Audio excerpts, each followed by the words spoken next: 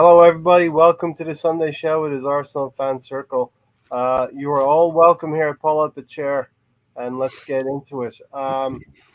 Stan, some teams are unbeaten in the league, and some teams are perfect right now. And right now, we are chef's kiss perfect. Yeah, it's fantastic. Fourth game on the bounce. Another win for the Arsenal. A big improvement compared to last season's beginning. So far, so good. Yeah, famously, I said last season, jokingly, very firmly, tongue in cheek, our season didn't start till September 11th, which was when we would play our fourth game against Norwich City last season. But it's really, really nice to put some of those bad memories behind us. Then we've just gotten over the all or nothing, for me, I'm taking a lot of informative stuff, and I'm actually thinking about what Mikel Arteta is saying in the dressing room now. I can take what he said last year into this year and think, okay, well, he's trying to do this or he's trying to do that with the team and get something out of them. And I think he probably did that at halftime yesterday against Fulham. Well, I don't think that we struggled against Fulham. I thought it was a hard fought 3 points because we kind of, we made it difficult for ourselves with the first goal. The goal that we gave to Fulham, it was kind of our own doing, but we had to fight back. But it was a game that I felt that we were definitely in control of. I think we had something like 22 attempts on goal. Yeah. So that would tell me that it wasn't luck that we won. It was by hard work and good fortune. As most of us do at halftime, I went on Twitter just to gauge what was going on, and I came across Arbinho. I came across an Arbinho flash. Oh yeah. And your Arbinho stat was our last 17 games. When we scored in the first half, we would go on to win those games last season, and obviously going into this season, our first 3 games. But not having scored in the first half, Arsenal have lost. We lost all of the games within that 17-game period. So you can take whatever you can, but I thought that was a powerful tweet from Arbinho and a stat that I sort of keyed in on. And welcome, Tony. Hello. Tony. I took that into the second half then, Stan, thinking this was a huge mentality check for us this season so far. Well, there's also another stat, wasn't there, that Fulham haven't won at Arsenal in over 30 years. You know what I mean? So, again, that's something that you want to see keep intact. And we managed to do that. Heimer here.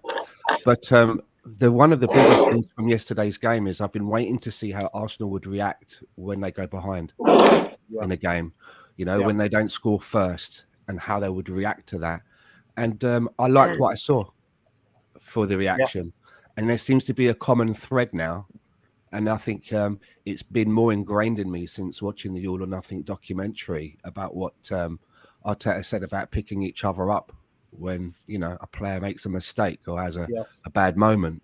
Yes. And there does seem to be a lot of that happening within the team, is that we don't spend time having an inquest on the pitch of whose fault it was. We just get on with it. Heads don't drop, shoulders don't drop. We keep working hard, and invariably so far this season, it's been giving us results. Yeah, definitely 100%. And funny enough, last season it was against Wolverhampton Wanderers at home when Gabriel Jesus made a mistake as well with the back pass. But the big thing, as you said, Stan, is the team is picking each other up.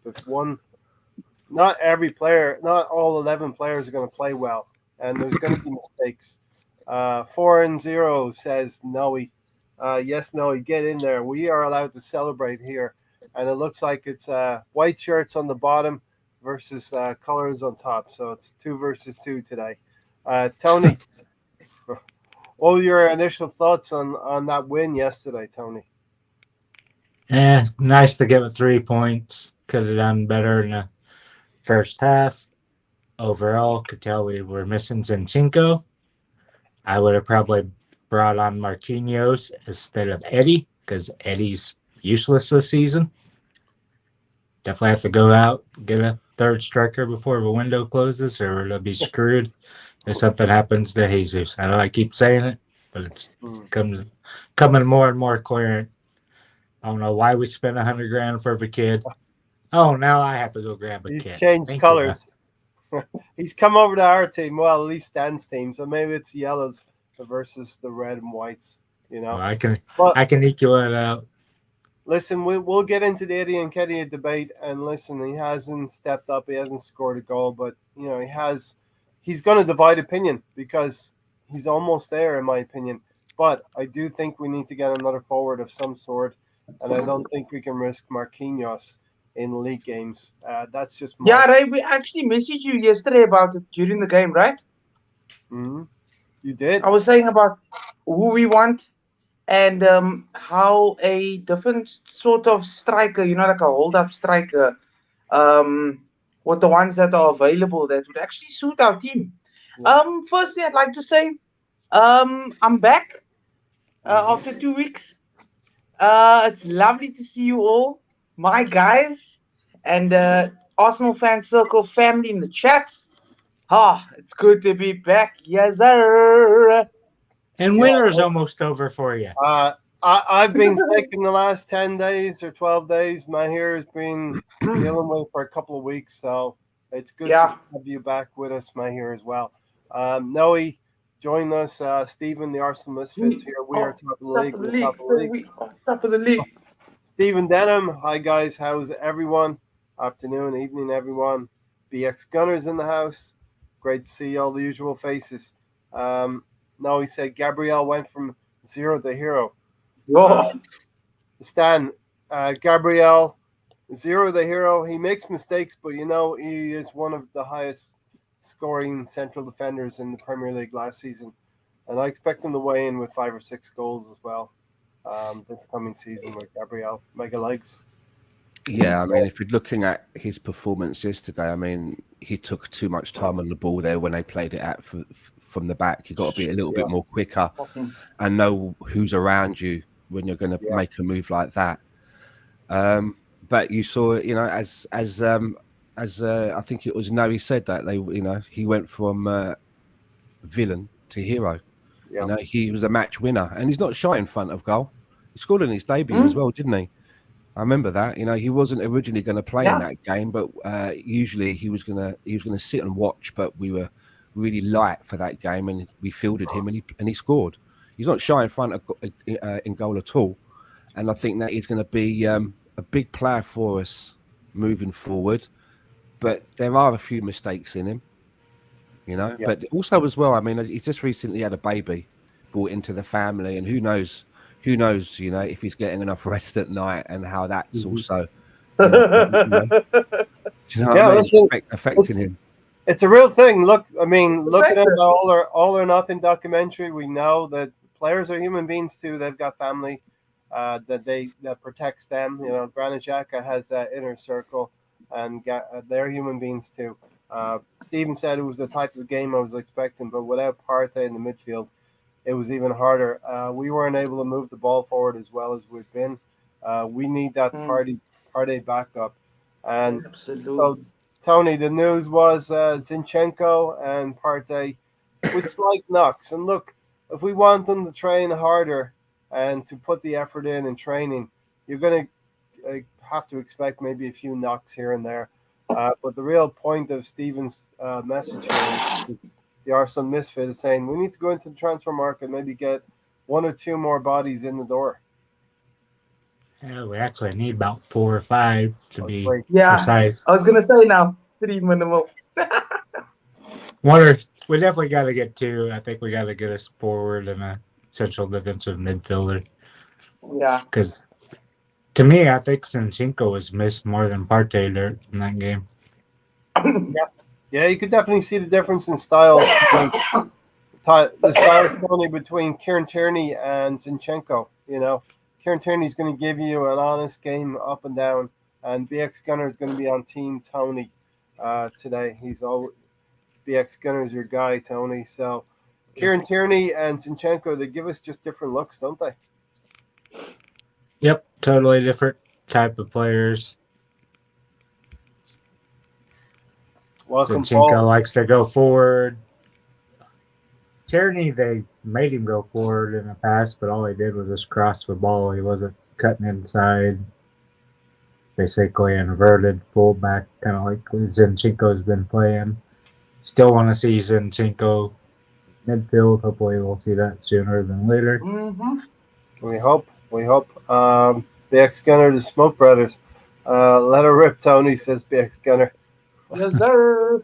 Mahir, what were your thoughts when you heard Partey was out and Zinchenko? Look, my thoughts were we want our players to play hard in training. We're going to have to expect maybe a knock or two. Mikel Arteta said, on Friday, Mikel Arteta said we were 100%. Everyone was ready to go, but obviously he didn't have the information in the hand since then. So people were trying to say Mikel Arteta was being disingenuous and not telling the truth. Steven said, Odegaard, what can you say, man in a match for all the haters out there? Is scoring enough for you yet? 3 goals in 4 games, Mahir. I knew you were going to come to me with that because It's just you know the name I've got. Can I say it? rotation. Can I say the name? Can I say the name? No, Gibraltar. you should never say Gibraltar. Odegaard's the name. But anyway, proving me wrong. Stan, Tony, I was telling Ray, you know what I love? I love being proven wrong, especially about players that we bring into a squad. For example, we can go back to when Martinelli came in, and I was like, why are we bringing in unknown names when, you need experience. Yeah. You need experience, whether it's young experience or old experience. You need experience in your squad in order to get somewhere. And, 3 goals from 4 games. I mean, what? Yeah. What plus assists? I'll please just carry on doing this so we can carry on getting somewhere, because I said to somebody earlier on, I would love for us to win the first 7 games, and it's very doable. Well, especially bringing in Shevchenko and Jesus and a few more signings. And we've already 4 from 4 going back to back to back to back. Yeah. That's beautiful. Even if it's scrappy, it is what it is. Result is a result. And what can I say? He's proving me wrong. And I would love for us to still bring in the reinforcements as we are thin, because, say, for example, they must clip a Jesus like yesterday. They were clipping him the whole time and being physical. Yes. We're one Partey, Shevchenko, Jesus injury away from Saliba. having Elneny. Oh, Saliba immaculate. We'll talk about that also in the podcast. Yeah. But 1 injury or 2 injuries away from having an Elneny, a Lokonga, an Eddie up front. God, jeez. Eddie is absolutely trash. Even though he brought energy yesterday, but jeez. I think Eddie has improved physically. He's built himself up. You can see him. He's brought physically energy stronger. yesterday. He just needs to start putting it together. And we'll get into Eddie and Nketiah in a little bit. But just to tag on to what Mahir has been saying there, Stan, the next 3 games, he said 7 games in a row, possibly. Yeah. Next 3 would be Aston Villa at home in the midweek. Then we go away to Manchester United, who have strong 2 wins together somehow, and then back home to Everton, Stan. So I always like to look at the next game, but let's maybe look at the next 3 games in unison, Stan. Yeah, I think maybe a draw at United. They seem to be finding a little bit of form and getting stuff together, and who knows who'll come in the doors for them in between now and the transfer window slamming shut. So, you can hear it. It doesn't just close, right? It slams shut. Remember, like Game of Thrones or Return of the Jedi with that Jabba's palace that slams shut. yeah, exactly. So maybe a draw there, but by the time we get around to maybe losing 2 points, we'll have such a cushion it won't really damage us. Yeah, look, we're not sitting here saying we're going to win the league, right? I think we I still. am. No. You are? Are you saying we're going to win the league? No, Probably but not. I mean, Probably we just got to keep it. We've got to keep going a game at a time. But it's a good start. one game at a time, even though we're talking about three. Aston Villa is going to be very important now, Tony, and on Wednesday. We have a chance within the space of 3 or 4 days to tack on 6 points. We got 3 against Fulham in what's an emotional win for for a lot of us fans. Can we do the same thing against Aston Villa? And hopefully Steven Gerrard is still at the helm on Wednesday. Yeah, should be able to win. It's kind of they'll be difficult in a way because we haven't rested any of our players, haven't made use of the substitutions. So the players are going to start being tired. You won't see any rotation really between the 3 games in a week here. And that's kind of a thing that's not going to add up well. Mr. Tom said he was a Nats Willie. That close, yes. Away from replicating the Bergkamp goal versus Argentina in 98. I think Bergkamp was a little further out. The ball was a little bit longer in the air. And I think Bergkamp was a little bit more skillful in the execution. Stan, I see you smiling. You want Don't to ever compare those two again. I thought you were being kind when you said a little bit more skillful there. Big Scotty says picking up maximum points early is going to be crucial. Let's accumulate as much as we can. Exactly. And I think Stan's been saying it. Tony's been saying let's get that buffer in because next month is September, obviously, and we start playing Thursday nights and we start playing Sundays. So we'll get into a little bit of the Europa League draw as well. But Tony, let's come back to this game. Such an emotional win at the end of the day. Gabriel Megalegs, stealing that term from Stan. Stan was the first one to christen him Megalegs. I'm going to give him props for that. But he played himself back into it, Gabriel did. And I had a feeling. I just had a feeling he was going to get on the end and maybe redemption was going to be there for him, Tony. Sure, what a road. I don't think the first goal was fully his responsibility, really, but he always comes back when he makes a mistake. He usually tries to do a super hard tackle. First of all, it's usually the first thing he does. Then a lot of times you see him get his head on the ball for headers, getting a goal, but this time he did it with his feet. Hey. Yeah. No, he said, yes, Bergkamp with that magical double touch against Argentina. I remember him knocking Ireland out of the World Cup as well. I think it was in the US. Bergkamp with that second goal. Watch the Arsenal France Marseille win 3-0 over Nice today. Sanchez, Kolasinac, and Guendouzi playing right wing, enjoying their day. And also, Nuno Tavares scored again, Mahir. His third goal in 4 games, much like Odegaard. And Sanchez banged in too. Yay for him. I was watching Sanjay's compilations yesterday. I was missing the guys. I was like, I wonder how he's doing at Marseille. And I mean, wow, Kolasinac as well. Okay. And are you talking about Alexis Sanchez? Yeah, Alexis Sanchez is with Marseille. He's at Marseille. Yep. He just got there. We have quite the collection of they're calling them Marsenal across between Marseille. Fontenot. Can I do my hot take now, Ray? Yeah, if it's apt, if it's the timing is right, let's do it. Well, we just mentioned, so last year I kept saying we needed to go to back 3 when we started getting the injuries. Now we see that Tavares can go in there and get goals. He's got 3 goals. Yep.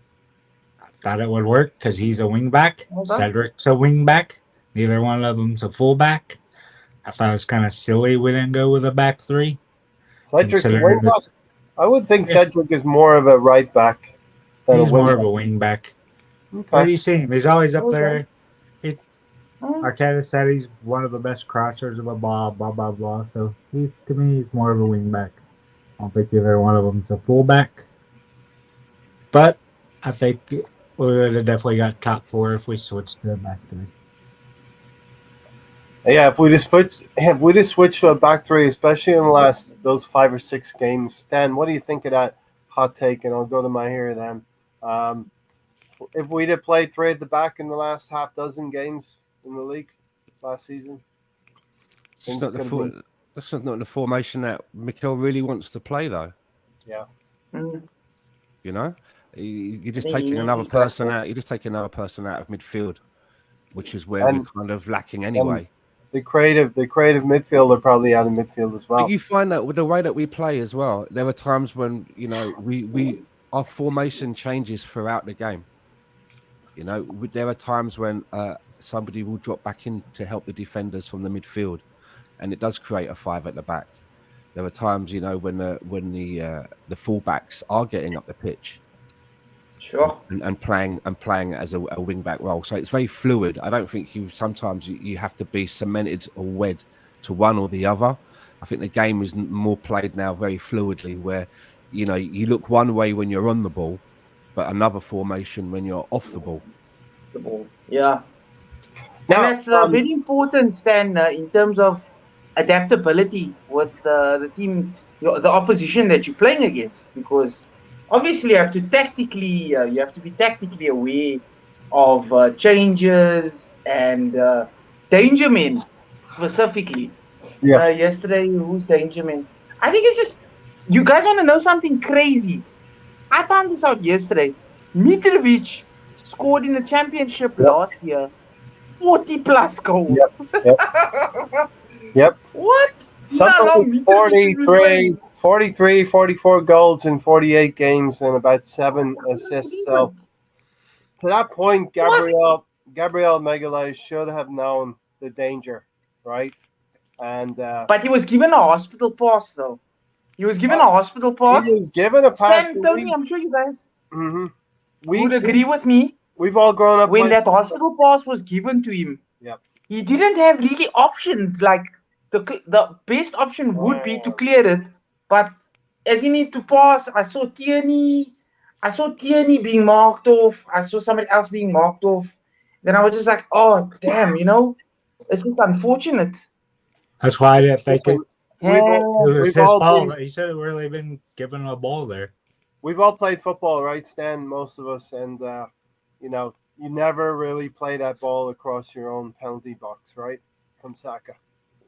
No, not really. I mean, I've always been sometimes, talking about being wedded to things. Sometimes we are too wedded about playing out from the back. Yeah. Too committed to it. Sometimes we need to mix it up a little bit more. Yeah, last season we mixed it up more of a second half of the season. Now we're back to playing straight out of the back again.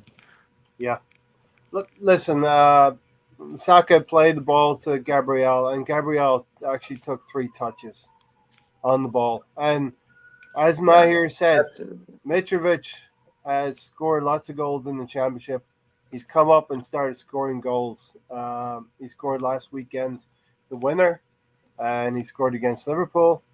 So Gabriel needed to know the danger and did know the danger about that player, and he got out muscled. He got caught on the ball, very much like Aronson caught Mendy for Chelsea last weekend. I also think Aaron Ramsey knew the danger of that player because he kicked the ball straight into his head to try and knock him out. Yeah, Ramsdale. Here you go, head this. You're pretty good with your head, aren't you? Here you go. Yeah, that was a nice little meme right there. Arnie said, I see the celebration police are back. Stan, we're not allowed to celebrate winning our 4th game in a row in the 85th minute with an emotional winner from a defender who had made a mistake. Memes are glorious. I mean, I heard a little bit about people talking about all of that, but I don't really pay much attention to it. I mean, it's a sport, right?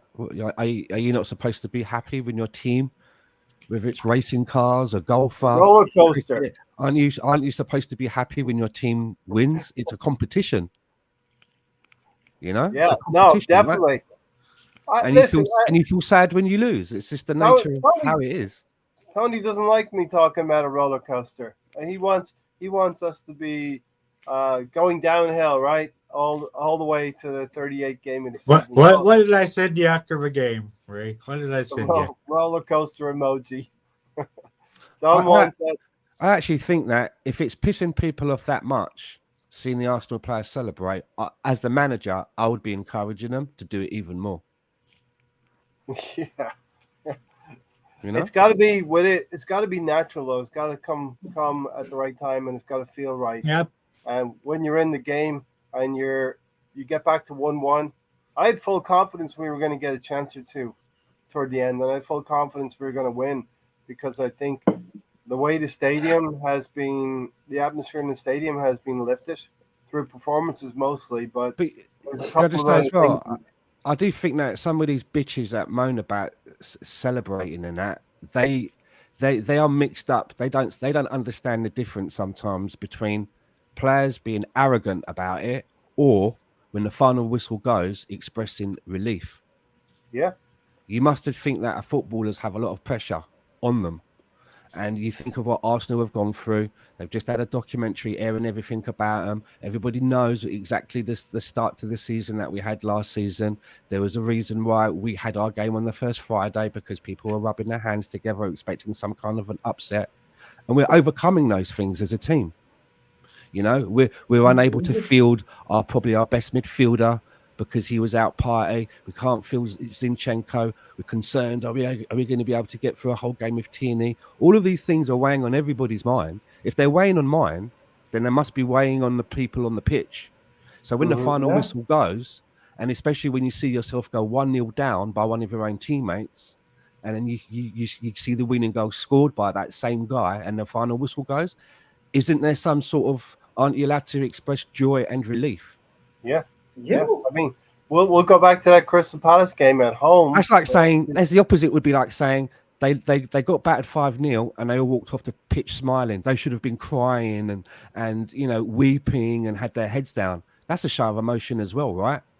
Mm-hmm. Would people say, what are they crying about? Look at them crying. Look at them all upset. When it comes to football, you're not supposed to have a stiff upper lip. You're supposed to celebrate it and enjoy it. Don Juan hits it on their head. They just hate seeing Arsenal win. Hate seeing Arsenal winning, and this goes back to a generation ago when those footballers were being embarrassed by Thierry Henry, Ian Wright, Dennis Bergkamp, Robert Perez, Patrick Vieira, Tony Adams, Sol Campbell, Jens Lehmann. They were being embarrassed on a weekly basis. A lot of these pundits that are now in the media, and Don Juan's right. They just hate seeing Arsenal winning. To your point, Stan, as well. Last year, we had the disappointment. That team had the disappointment of just missing out on top four and not being good enough. Overachieved, maybe, in parts of the season. Tony? Totally disagree. Go for it. Tell me what you disagree about. Everything you just said, that we're sitting there fourth at New Year's, could have reinforced with team. Knew we had a thin squad. Instead, we let 2 utility players go, being Chambers and Niles, which could have helped us. Could have filled in at all the places we had injury at.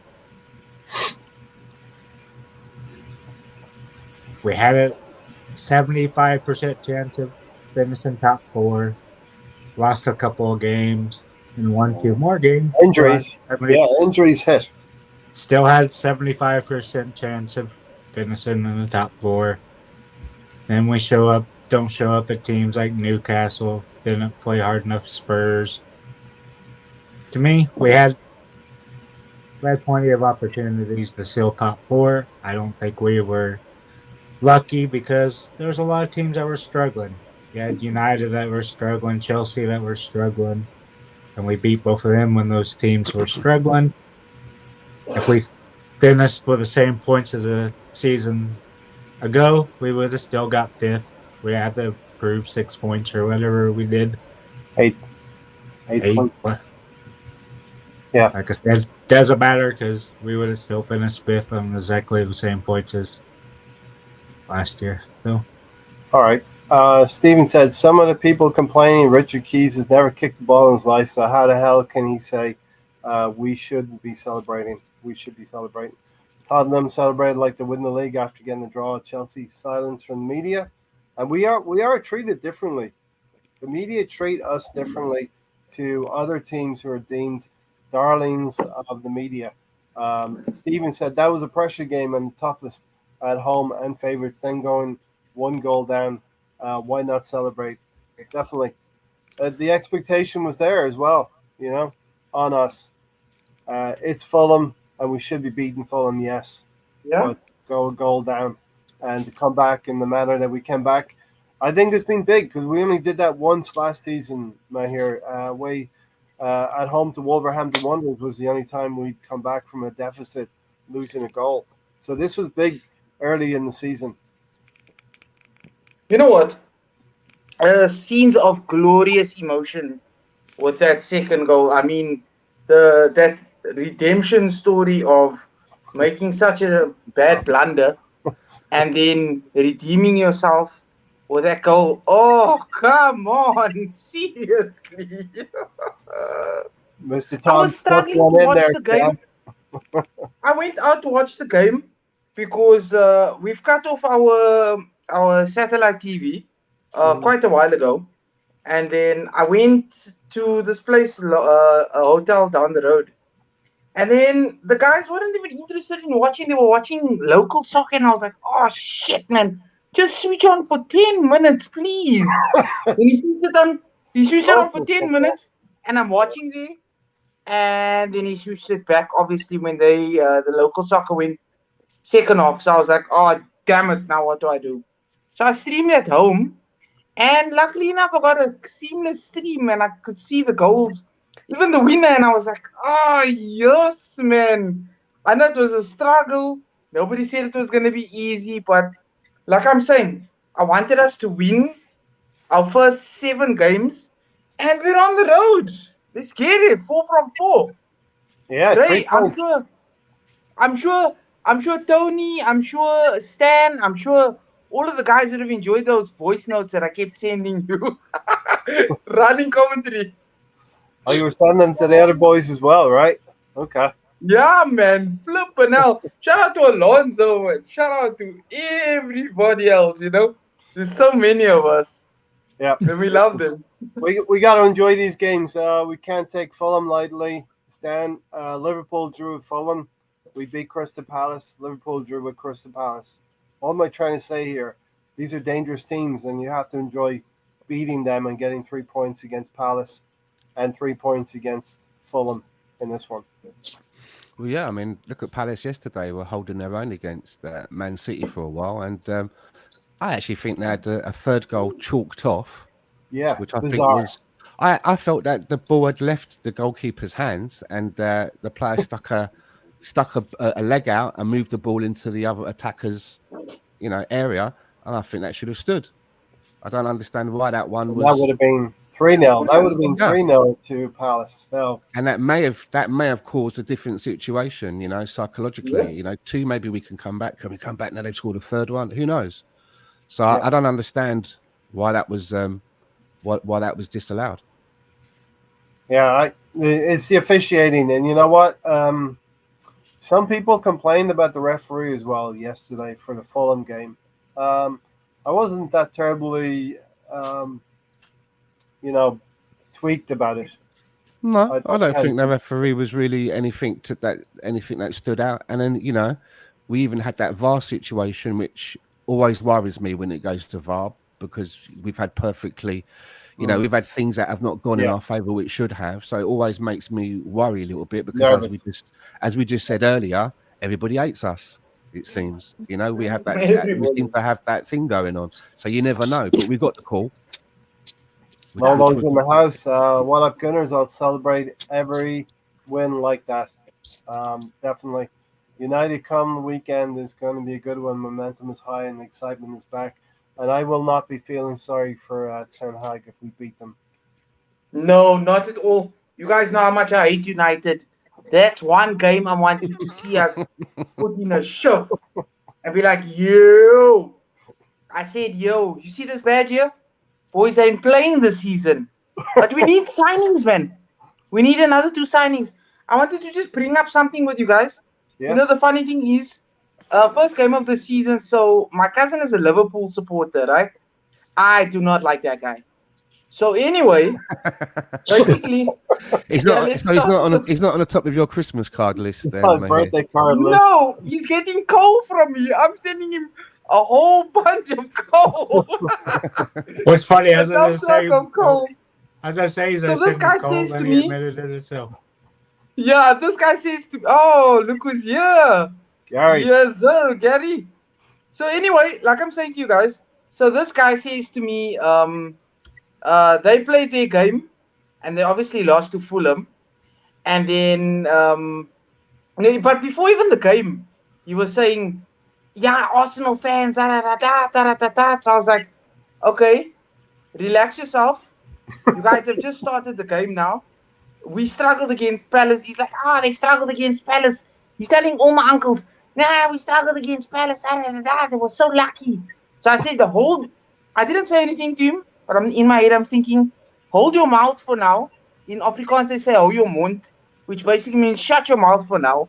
And I'm waiting and I'm waiting. And then as soon as they win, I'm walking in his house doing this. I walk past him, I don't greet him. I just say, hey, Mitrovic, eh? Mitrovic, boy!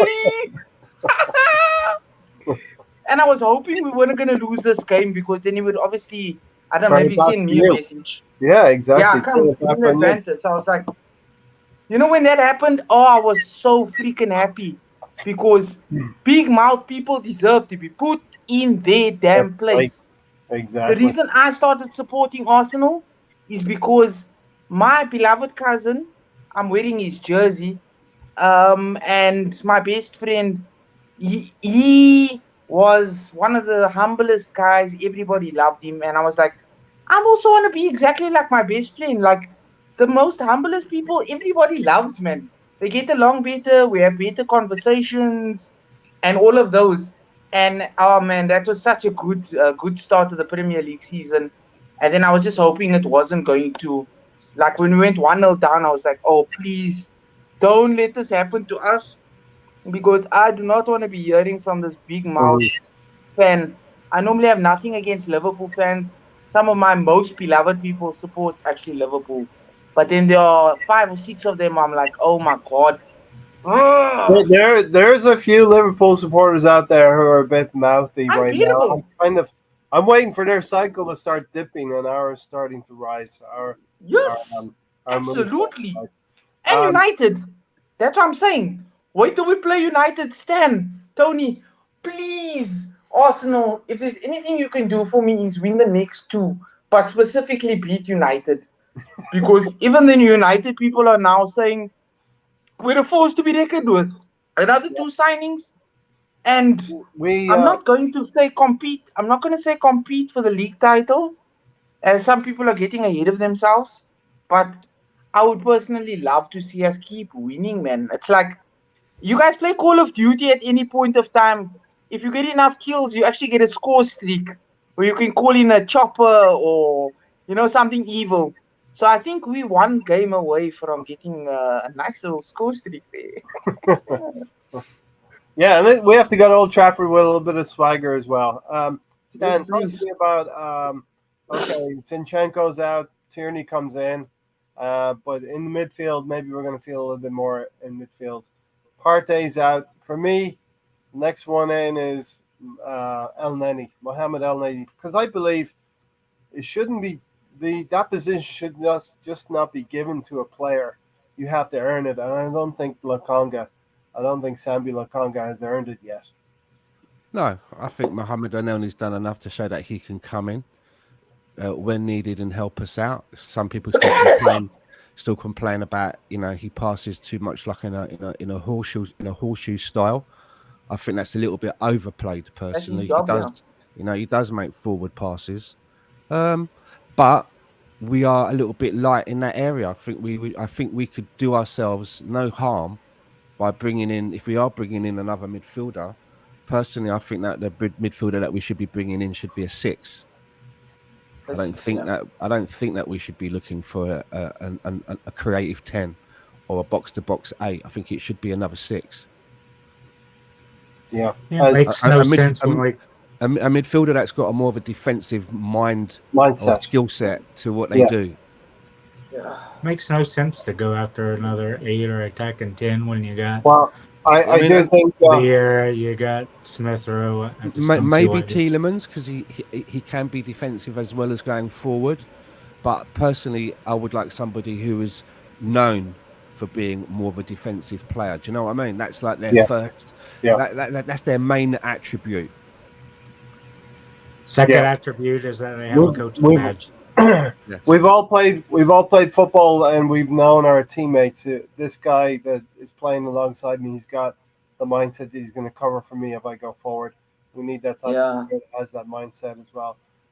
Steven saying, DWTT, if we don't bring in replacements, what we save in money will cost us in points later on in the season.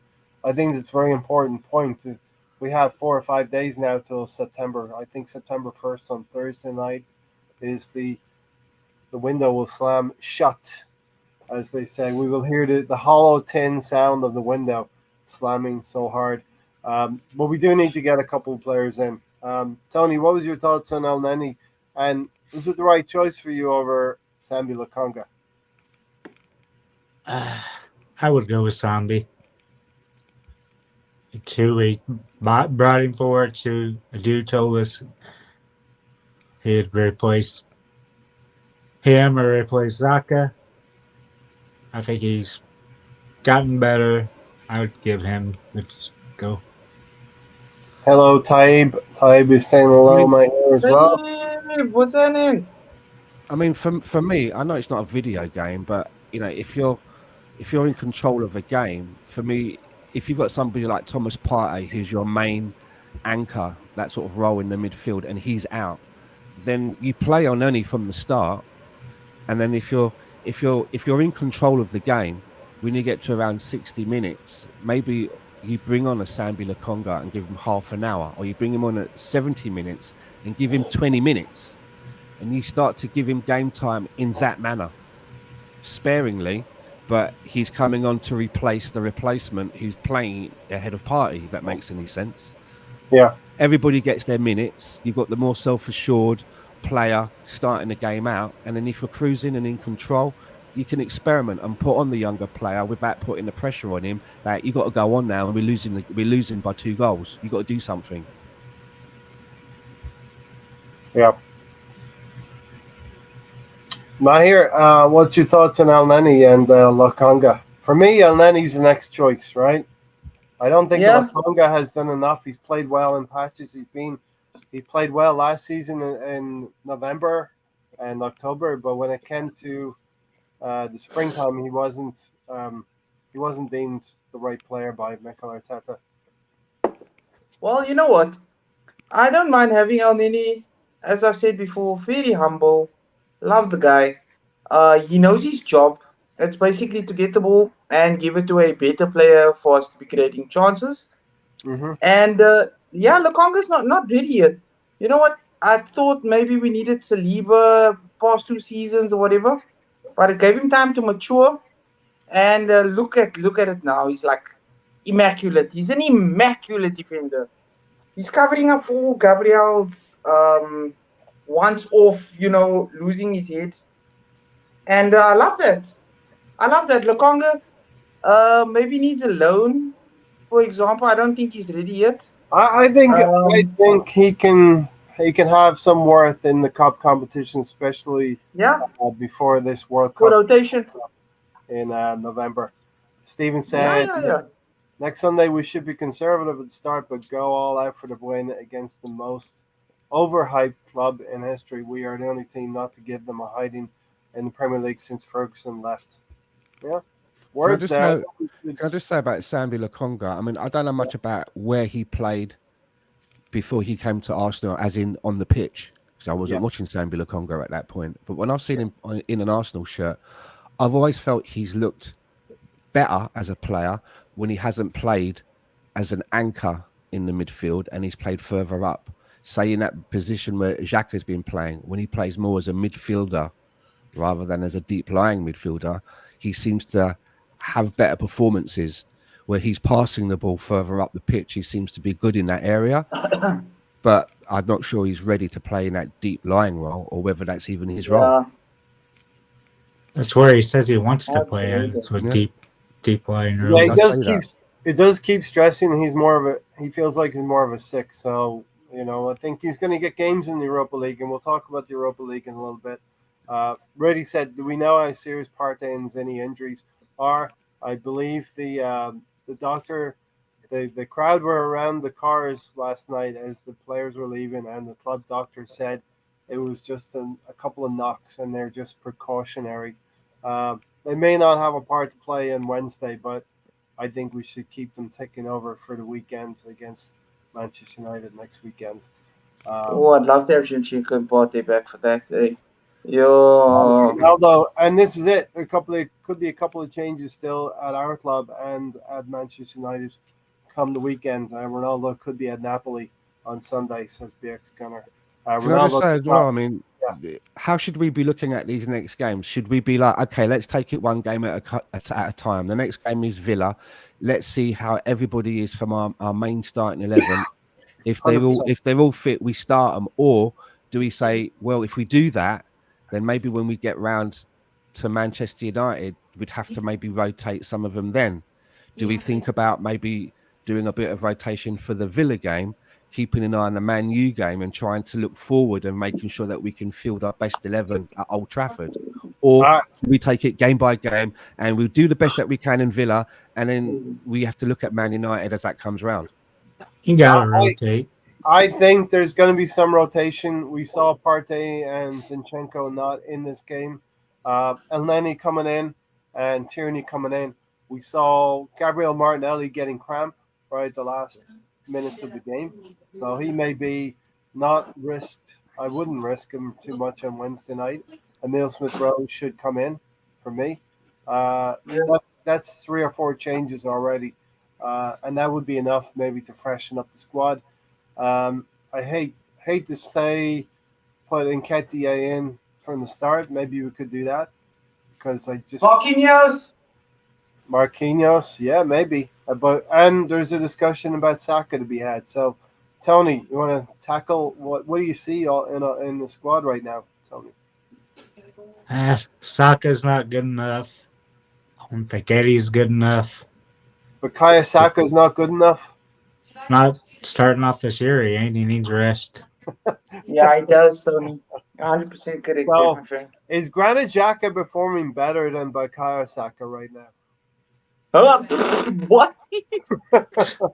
No, Ray. Switzerland God.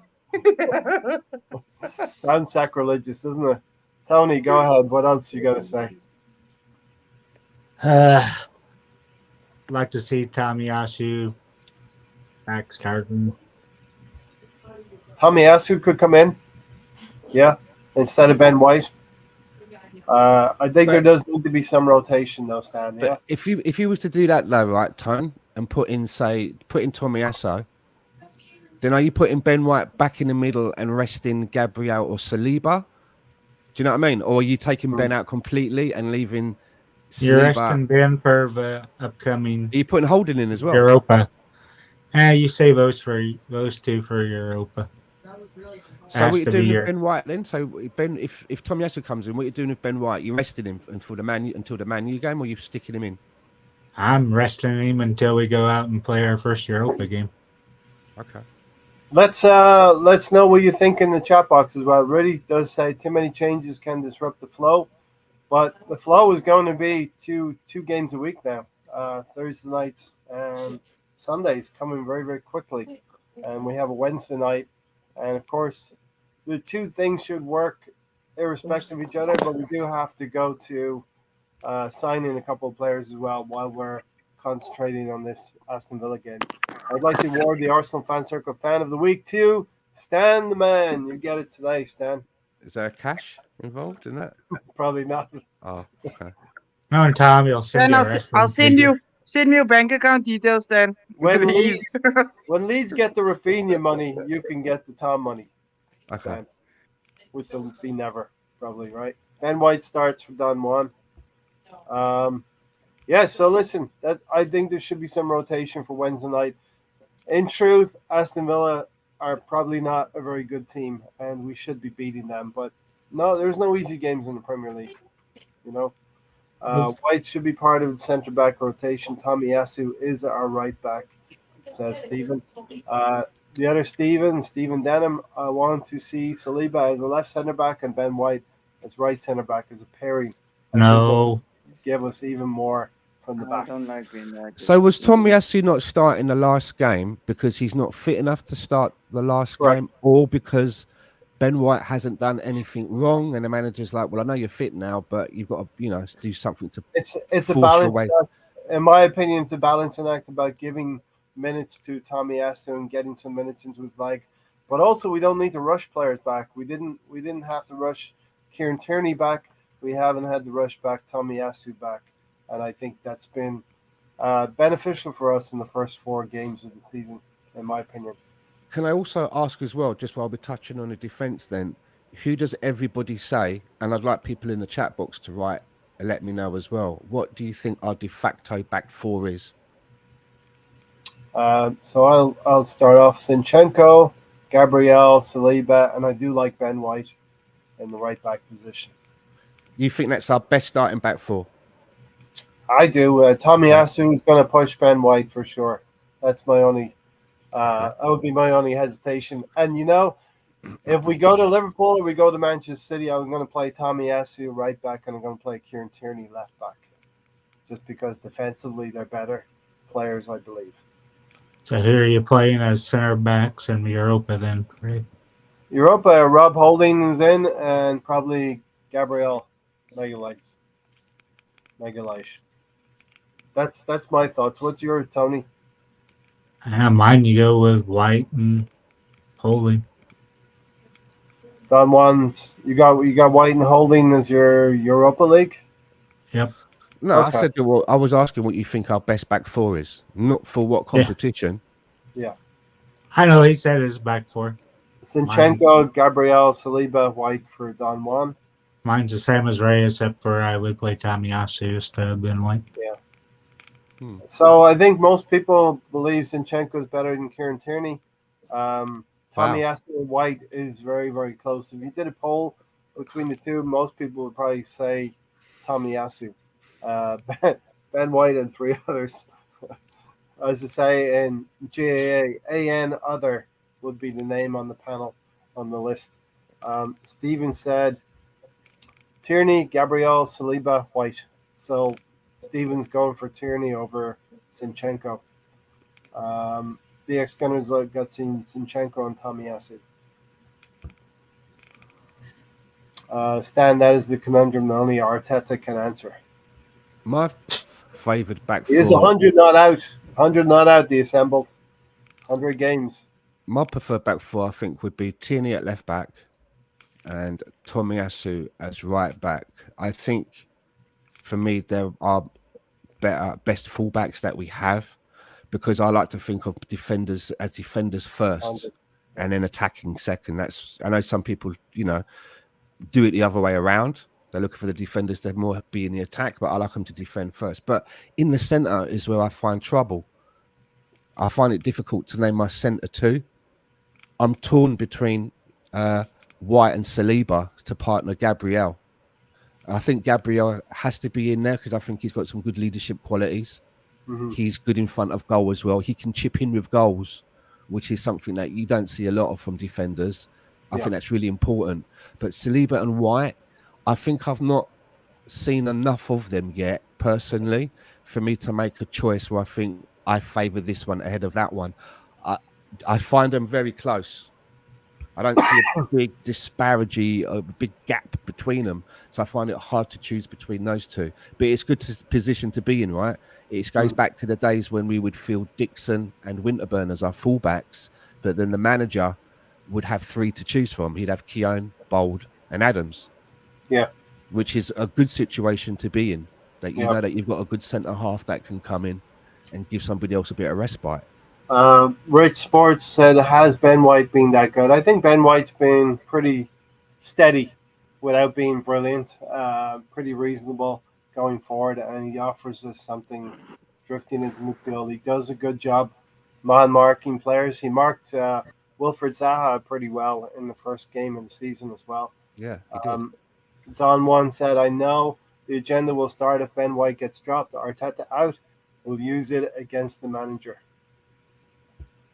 We need to rotate in Europe. Having said that, we need our first choice back four against PSV. And we want to put one over on Ruud van Nistelrooy as well. I see other Arsenal YouTubers saying he's shite. I don't think Ben White is a bad player. I think he's a good player. For 50 million, you're getting about what you're paid for 50 million. Mustafi. You're getting about what you paid for Mustafi, yeah. So we've come a long way from Mustafi. Liechtensteiner, who doesn't know the rules over. Come a long way from those players. Socrates. Rich is still dealing with Maguire on the bench, and you keep your captain. Do you keep your captain on the bench, Rich? Does he find the way back into the Manchester United team? Let me know what you think. If Tierney was fit, it would be easy, but he's not. And we can't rely on Tierney 100%. I think Don is saying yes, that he's good. Ray, he's had a few LBW calls during that 100. I don't know what leg before wicket. That's a good cricket term. Leg before wicket calls. Well, because I did use a cricket term in 100 not out. So there you go. I'm not a cricket fan, but I just thought it was funny to use Arteta not out as a pun. 100 games. That's a good one, bro. Some of you want him out, but he's not out yet. I don't have an opinion either way. And as long as we keep winning, Arteta is going to be your manager for the foreseeable future. So why don't we all just get behind him? Why don't we all get behind them? So what do you think of the first half, Stan, in the game? I thought you said it was a hard-fought game against Fulham. We're going to go through the first half quickly and the second half quickly without taking too long, obviously, right? Yeah, I mean, especially towards the end of the game, how many defenders did we have on? It was a real. By the end of the game, it was a very weird formation. We just had some bodies in there, right, to take other players out and put other bodies in that had fresh legs to make sure that we didn't. Kieran Tierney after 60 minutes, and we wanted changes. We wanted the manager to do something tactically. After 60 minutes, taking Tierney off and put Eddie and Nketiah on. That's a weird one. That's a weird move. It was a weird move, but what would you have done if you were bringing on Eddie at 60 minutes? Who would you have taken off then? Saka. Yeah. That was in my mind, but Saka was coming off because I thought he was having a bit, not a mare, but I thought he wasn't really having an impact on the game. I mean, he had an impact on the game. He passed the ball that allowed a goal. I mean, he was switching flanks a lot with Martinelli. Did you notice that? He was popping up on the left-hand side as well. Yeah. And I thought at times that was causing problems. Interesting, yeah. For the other side when we were doing that. Exactly. They've got decent fullbacks in Robinson, who kept Salah very quiet in their Liverpool game, and Tete, who's proven a thorn in people's sides. Rich, you can find any kind of Arsenal channels you want to suit your taste. If you want a more negative one, you can find those. If you want a more positive one, I think we're one of the more positive ones, but I do make it a point to all of our members, all of our panel guests here have different points of view, and we're not afraid to share them, right, Tony? Nope. And Gary, if you watch him. Gary, and then there's me when I moan about that bloody song that miserable song they keep playing at the beginning. See? The Angel, I love it. I love all that music. Come on. Okay. Why, Ray? Why? Listen, if you can laud Liverpool for having a great atmosphere when they sing songs up there, why can't we have some of that? Probably because it's a better song. What? It's a better song now, right? Do you know what I mean? It's a far better song. Do you know what I mean? Debatable. It's up for debate. Ray, I need some cricket lessons, says Brady. Don't buy into everything, Greg. Going back to that substitution, though, I think that's maybe the one that I would have made. You know, Kieran Tierney's coming back from injury. He's played 60 minutes. Yep. We need goals. He wants to bring on a striker. I can understand him keeping on Saka because, you know, Saka can keep the ball moving as well. You know, he can keep the ball moving, and you never know. He may pop up with a moment of magic, create something that leads to a goal. Ooh. So I get that substitution. I don't have a problem with it. So Mahir is changing his shirt back to the other team again. So you're a flip-flopper, Mahir. The ultimate flip-flop. I celebrated that win very nicely. The draw against Chelsea very nicely. They're telling me to F off down the lane. Steven said Ben White is a top defender, either at centre back or right back. His quality, his stick and criticism he gets isn't right. Check out his stats. He's not putting the foot wrong, playing very well, but still doesn't get the credit. I didn't know he was getting criticism. Some people call him Ben Shite, Stan. Do they? I've not heard that one. I've just heard the old Benny Blancos. Ben White played in the end when Calvin Phillips was injured, suspended. Would not recommend him going into midfield. He can wander into midfield at times. But yeah, I thought we were a goal down at that point. Eddie Nketiah comes on, and is it coincidence 4 minutes later that we get the goal through Odegaard? Wow. You know? Anyway, are we talking about Eddie now? I've been waiting. Eddie and Nketiah. Are we at the Eddie bit yet? Because I've been waiting really patiently. Here's the conspiracy theory, Stan. Eddie and Nketiah comes on, and 4 minutes later, we whatever's done with the wing backs, with Martinelli and Saka, we now get a goal through Odegaard. Saka assists Odegaard for the shot. Too much conspiracy theory there for you? Yeah. Big time, man. That's like fucking Mulder and Scully shit, that is. Do you know what I mean? Oh, Mulder and Scully. That's Alex Jones, man. Big time. I mean, if we're talking about Eddie and Nketiah, if we're now at that part, for me, I mean, I saw a lot of people saying, you know, he done a lot for the team and he had a good game and that, you know, and I just don't see it that way myself. I mean, I get it that we're behind the team and we want the team to do well. I get it that he's a young lad that's come through our academy, and me personally, there's nothing I would want than to have a main man striker that's one of our own that's come through the academy. But I mean, I was looking through social media, and someone said, "Don't worry, he'll get the goals. He's just lacking a bit of confidence." No. Now, before you say anything, Tony, because I shared that with you, does anyone else think that Eddie Nketiah has a right to be lacking confidence? To me, that's a fucking excuse. No. He's been given a brand new contract from Arsenal, right? Been given a nice, healthy contract. He's been given a shirt number of his choice.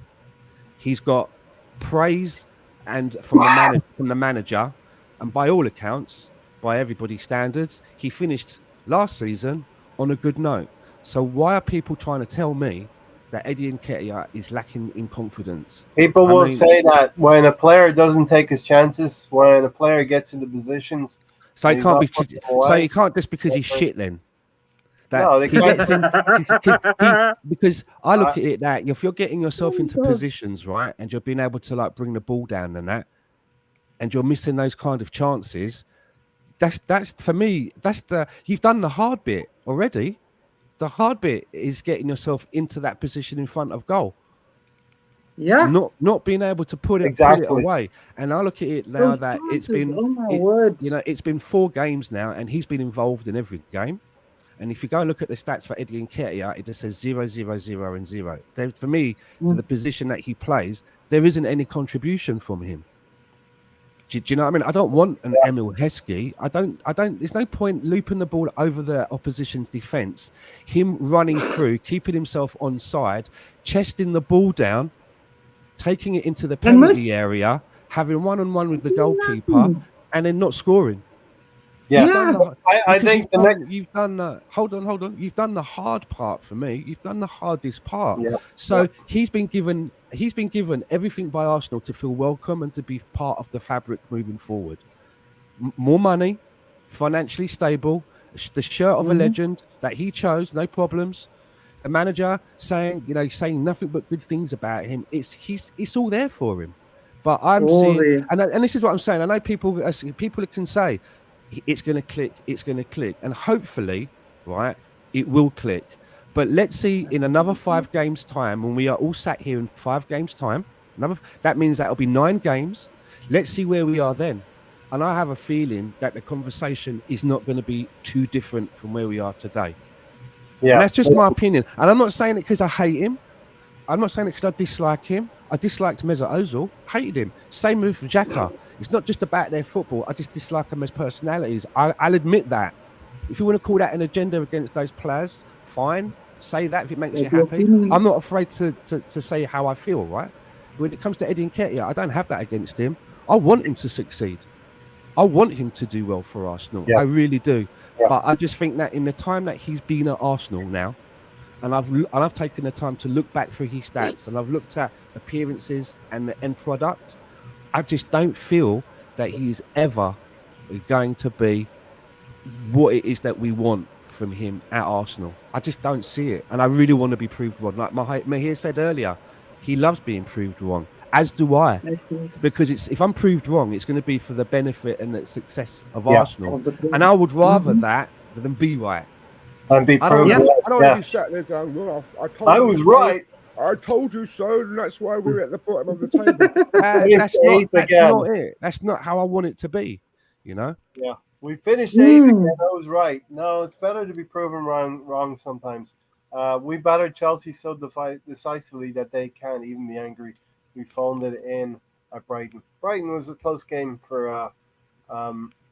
and Rich asked, do we feel we'll finish above Tottenham this season? I feel we will. It won't be easy. That team have a lot of seasoned players that are winning games 1 and 2-0. But I think we might have a little bit more about us going forward this season. Steven said our lack of depth might be the difference there. Yeah. And look, a lot of teams, if they miss players, if we have an injury to Partey, we're going to miss Partey. If Liverpool have an injury to Fabinho, they're going to miss Fabinho, and they're going to struggle. If Manchester City have an injury to 5 of their players, they'll struggle. But principally, Kevin De Bruyne, they'll struggle. You know, Harry Kane gets injured, Tottenham might struggle. Who knows? And Son didn't look too happy being on the bench today as well, taking off part of the game. What do we think about Man United showing an interest in Aubameyang? They're going to try and sign him if he's going to Chelsea. Well, sign him if you want to sign him. I don't fucking care. Don't have any worries. Have they learned nothing from signing Alexis Sanchez? I mean, if they just want to keep taking players that are on their downturn. Sorry, I don't know did I just interrupt someone? Sorry, you just made me laugh. Sorry. No. Because I really hope Mahir is just laughing down there. I really hope Aubameyang comes back to the Premier League. I don't care if it's Chelsea or Man United, but I want him to come back to the Premier League because I want all of those people that are still, clucking their tongue at the way that Mikel Arteta got him out of the team and felt that he should still be at Arsenal.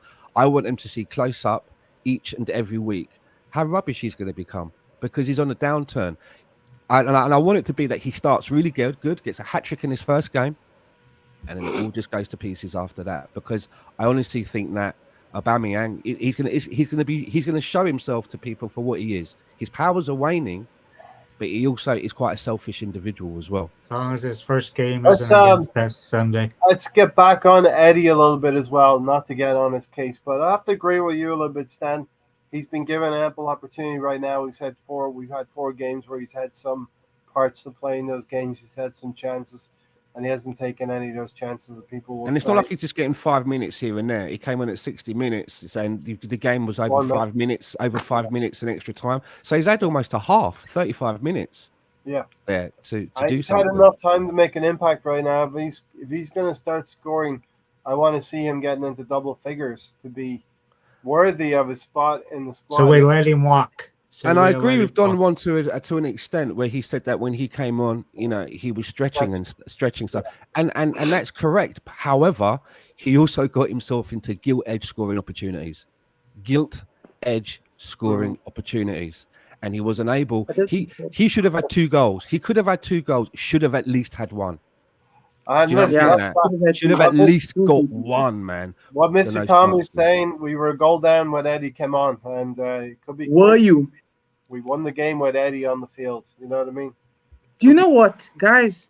As much as I say Eddie is a dog water player, oh, he's so trash, man. What guan on this trash ass player, but he brought energy. Praises where praise is due. I'll praise where praise is due. Yep. He brought energy yesterday, Yes. and that led us on to make chances, and that led us on and probably spurs us on with that extra bit of energy for us to get the winner as well. So praise, no praise, I'll we agree praise, to that. praise due. Got it. I'll But agree to that. Don't you Stan, I expect that must from say- any sub with 30 minutes left? Isn't that why they're brought on? Say again, Tone? So isn't that why any subs brought on with 30 minutes left to Bring it up. bring absolutely, energy, Tony. change the game? Yep. Yeah, make an impact, bring Absolutely. energy, stretch them, and maybe. But Eddie's got to start getting on the end of it. He's going to be judged on assists, and he's going to be judged on goals, and that's what he's got to get amongst. Still not good enough, though. Still not good enough. We know the striker that we want. I want a hold-up striker. So if we can go in and go get a Tillemans and a Neves and I think it's basically 2 midfielders, like strong midfielders. Even Pedro Neto, wow, that would be a coup for 50 million. And that would give competition to Saka as well. Like We'll get him. Stan, like you were saying earlier, he's getting burnt out. And that's a problem. You need competition in those type of spots where you can rotate and have quality, like I'm saying, throughout the board. Like Tony Neves, Tillemans. Tony, are you ready? Are you ready to make the transfer? Our resident panelist Tony has been saying for a little while now. We've been agreeing with him that Saka can't play all of these minutes, and we need something to happen in the transfer window. But let's get back. Yeah, but I would play Marquinhos. I would not go get a winger. Yeah, I I don't would think give him a shot though. you can't. I You would. can't ask a kid. You're asking Lokonga to step into the Partey shoes. You're asking Marquinhos to step into Saka's shoes, and you can't do that too much. What did Martinelli do his first year? He did well. He did well in the Europa League. I don't know. And Marquinhos looks every bit as good as he did. So play him. You got to take it on an individual cases. If the player's ready and is good to go, I mean, that's got to be the judgment of the coaches and the manager. I mean, as I said earlier, right? If you remember, they weren't going to play Gabriel Megalegs in that first game that he played in. They didn't think he was quite ready yet for first game. He was going to sit. But last minute, they had to field him because we were so short. He scores a goal in his debut. So, I mean, if they've decided that they're not going to send Marquinhos out on loan, and if they are, they've only got 4 or 5 days to do it, then why not? If that door's going to shut and he ain't going to go, then you save that money that you were going to funnel off 50, 60 million, maybe perhaps the Rafinha money that we had squirreled away, and why not put some of that to another striker? And then come January, when you got an opportunity, you look back and think, well, how did Marquinhos do when I'm called upon?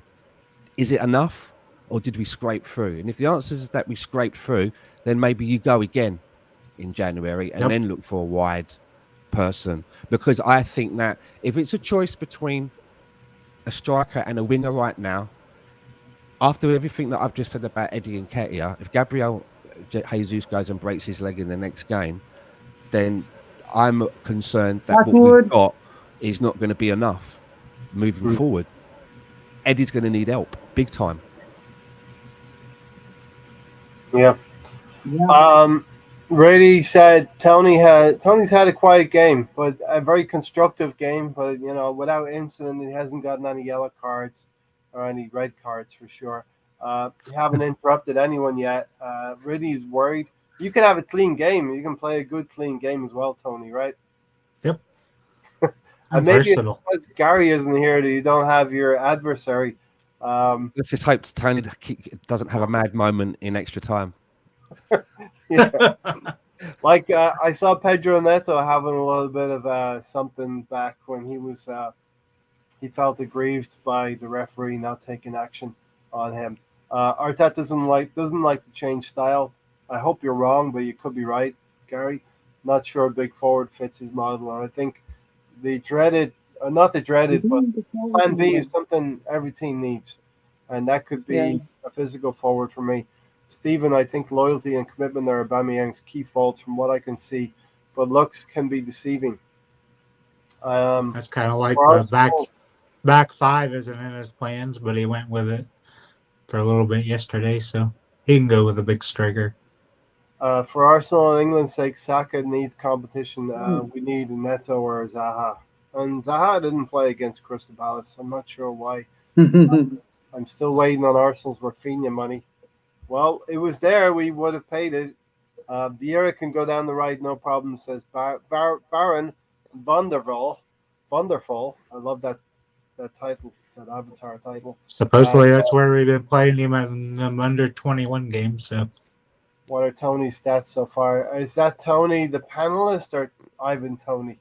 No, I think he's talking about Tony, and his stats are pretty good.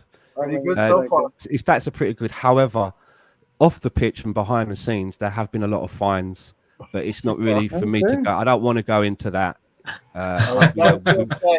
We've spoken with the player. I can do it. If you hadn't seen the game yesterday against Fulham, Tony would have totally told you we were winning the game in the 85th minute. He totally would have told you, And it was Gabriel who did it. He doesn't just he goes all in. He tells you something about it. I like my Gabriel. Something about a tractor, I think I heard recently. But we won't go there. Right? Stan. So we know Bernd Leno, right? Well, not personally, but yeah. We know Bernd Leno, the goalkeeper. Yes. Okay. If you were to tell your mate says, I've never seen Bernd Leno before, describe him in a couple of sentences. How would you describe Bernd Leno's play as a goalkeeper, let's say? Well, watching him yesterday, there was the rumour, wasn't it, that Bernd Leno was a mute, that he couldn't speak. Well, yesterday looked like he had a megaphone. He was talking to his back four and directing them all around. And I've always been a big fan of Bernd Leno. From the day he came to Arsenal, I think he's a good shot stopper. That's the word, shot stopper, right? Yeah, he's a very good shot stopper. I've always been quite. I actually don't think there's a lot between him and Ramsdale as for talent wise.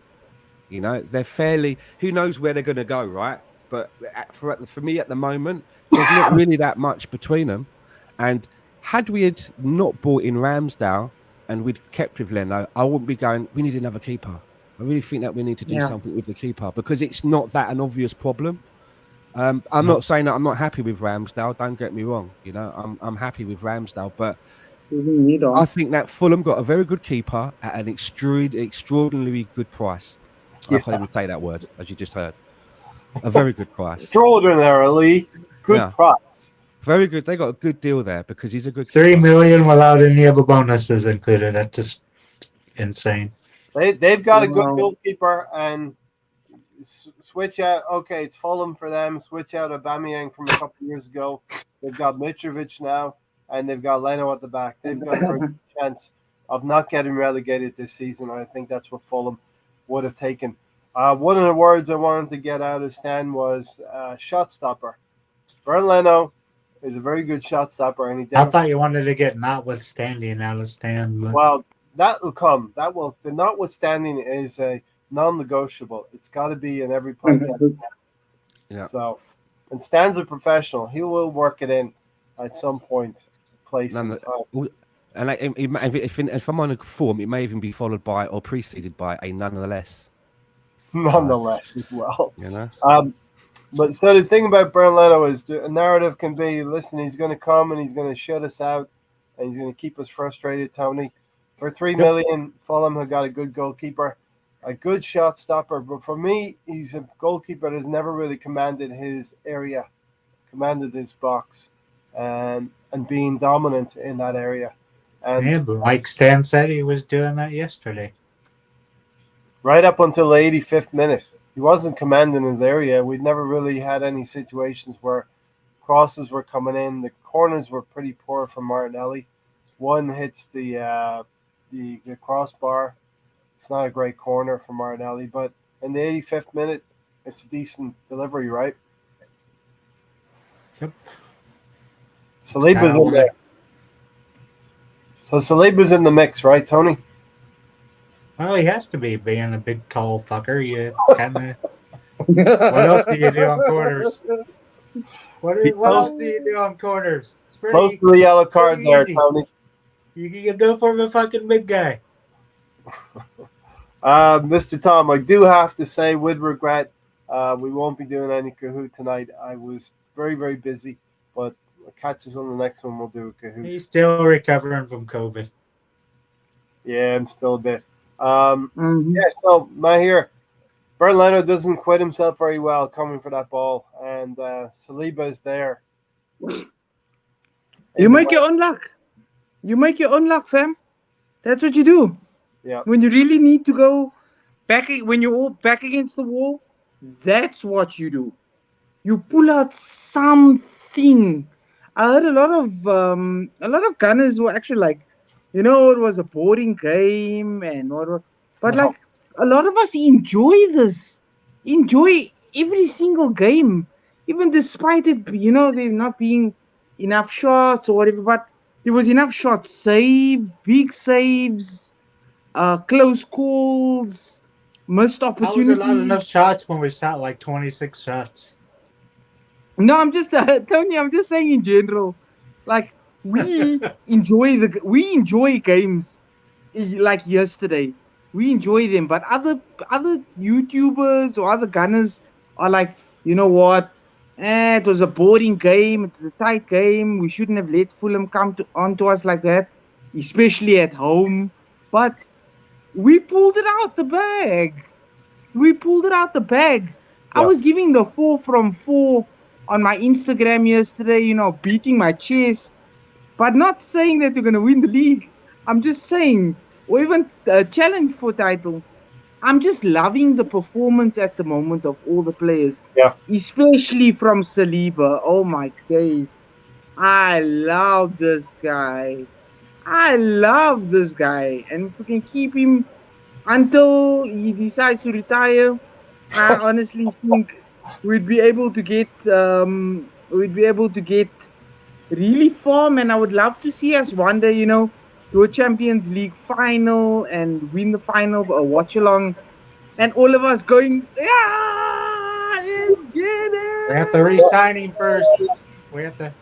I listen. I'm all about that. You can't. I mean, Arsenal's a big club. They got a huge worldwide fan base. We're the third most successful club in England after Liverpool, Manchester United, and this club needs European trophies. And Stan wants to do it the right way. We want to win the Europa League, and then we want to get into the Champions League and win the Champions League. Absolutely. And I hope in my lifetime I get to see that happen. Definitely, Ray. I have a feeling within the next few years, we're gonna have a lovely watch along, make a lovely amount of money. We can get Tony's prosthetic leg. We can also be making cash moolah. I mean, oh man, and all of that based on big wins. Our Europa League group is looking quite nice, eh? I must say so. Yep. Looking bloody brilliant, bro. Let's get into the Europa League in a second.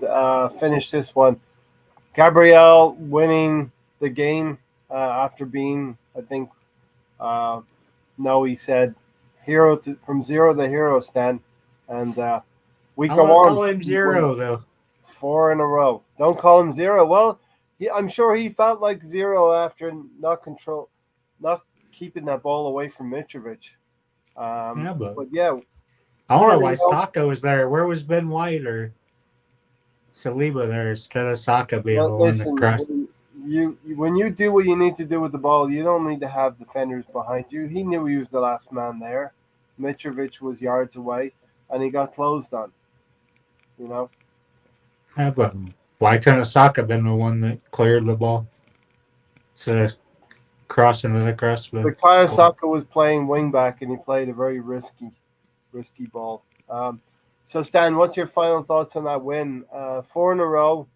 We move on to the next game, and we have to take the caution, whatever we can take from that game in terms of caution. Gabriel Magalhaes not doing what he did before, and taking the good stuff into Aston Villa at home on Wednesday night. I mean, looking at Gabriel Magalhaes, I actually thought that yesterday he had a terrible day at the office. I thought he had actually quite a poor game yesterday. His winning goal notwithstanding. Other than that, though, to be able to bring that back, that's what you want. Because up until that point, I was like, he's having a real mare today. What's up with him? Is his baby keeping him up? Some of his passing and some of his positioning, but to dig himself out of that hole and get the winning goal, that's got to do so much for your confidence as well and your teammates around you, that you've got that in the team, that you're looking at each other and you say to yourselves, wow, even if we go a goal down, we've got enough in this team to claw back and walk away with all 3 points. So, I mean, is there anybody else in the league that's won their first 4 games? I don't think there is. No. So, not this week. Let's hope that we can come back in a week's time and be saying, is there anybody else that's won their first 5 games? I don't think there is. And he's got to keep and then the next week, Man United, you and your big mouths. Oh, you're big. Is there anybody else that's done 6-6? Asking the question. No, I don't think so. I do think that this is going to be a very big test for Mikel Arteta coming up over the next week, because, as I said earlier, is he going to go at it one game at a time and play the best players that he can and look at it, as the match comes around, or is he going to start doing some kind of forward planning and start, looking ahead to games and thinking, well, maybe I can afford to take this guy out now and this guy out now and give them a bit of a breather because I want them firing all cylinders for this big one. It's going to be interesting to see what his approach is going to be, and that's going to help us to understand a little bit more about what he's like as a manager and the lessons he may have learned in the last couple of seasons. Exactly. Having played in Europe, two campaigns in Europe, one getting to a semi-final, which was a big flop, and one in Olympiacos, his first debut season.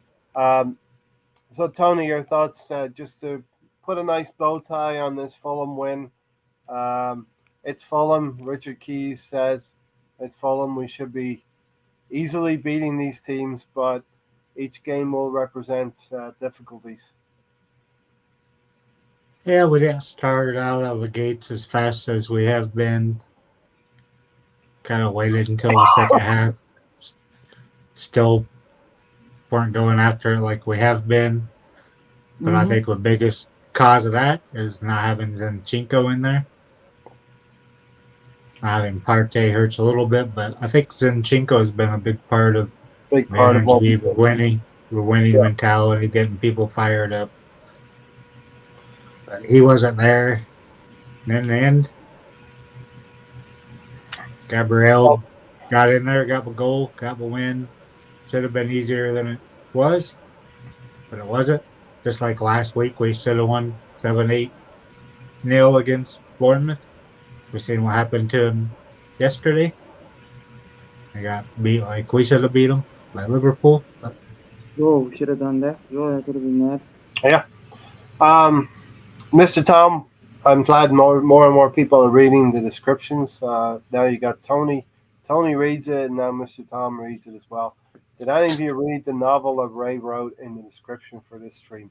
It sort of like tells you everything we're going to talk about and have talked about so far in this stream. So why have you written a dissertation? I always do it ready, just to sort of give us a snapshot of where we are. And more people are reading it now, Tony.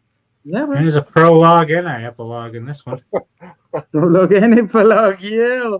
All 3, there, done one. When I was showing that banner up, all 3 Arsenal goals conceded are due to mistakes. We do need to cut it out. So the 3 goals against, one was the Maddison goal, where three of our players switched off, including the goalkeeper, I believe.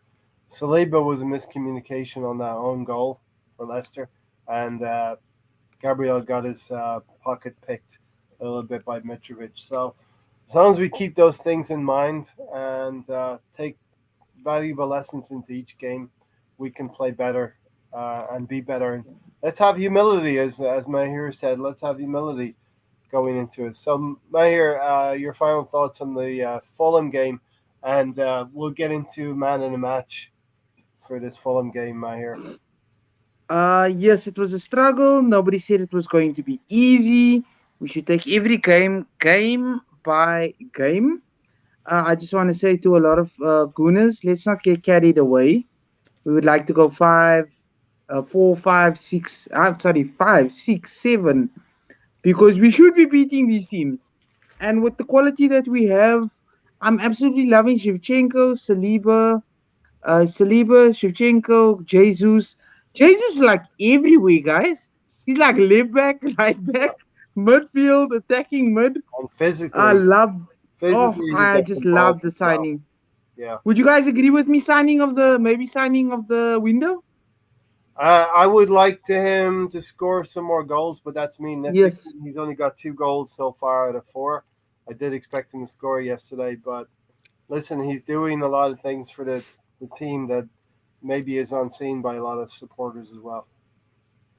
And like I say, I mean, it's beautiful going back to back. Like, we'd get copyright striked if I was playing back to back by Drake and just dancing this whole stream. But yeah, guys. Give me your That's what it nominations. Mahir, we'll go around the horn here, and Tony will tell Tony us we're all Dunn. wrong. Your man in the match, Mahir? My man of the match?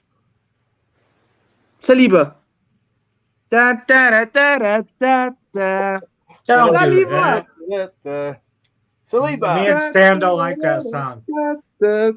Let's give the Plus, it short takes version. forever.